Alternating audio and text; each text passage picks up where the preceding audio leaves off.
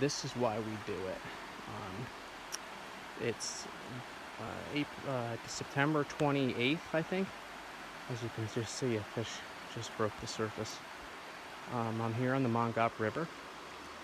It's basically an all but extinct stream just past the Hawk's Nest, which is a very popular attraction site. But man, there are wild trout everywhere. I pulled out a 24-inch rainbow on July 3rd, and I have never fished that late with so much success. And the very end of August, early September, when the temperatures were at 70, I did stop even thinking about fishing, but I decided to come up tonight. It's a beautiful day. I see a bunch of flies coming out. I've never really fly fished or dry fly fished in the fall before, so it's hard for me to tell what these bugs are, but they look like pale morning duns or pale evening duns. They're really big, like light olive or white or yellow in color. I want to get my hands on them, but let me just shut my mouth now and see if we can see anything rising. There has been one coming up, a few of them.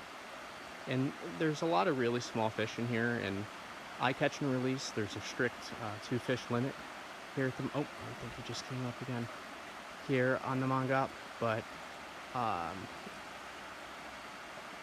honestly, fishermen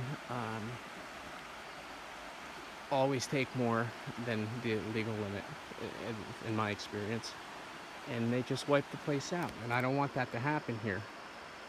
So honestly, they run hydroelectric dams.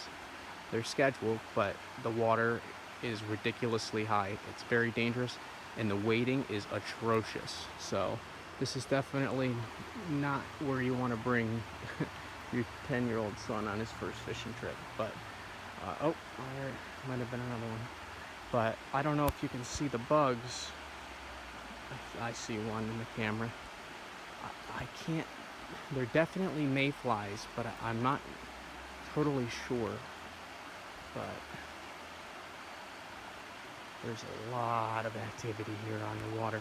And I just parked at the bridge where it empties to the Delaware and walked up the trail about 3 minutes to the first run on the Orange County side.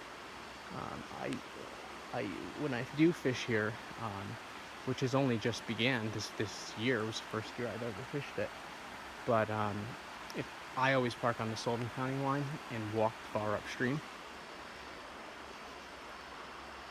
I don't really want to give away the best spots for sure. So, but it's a small river.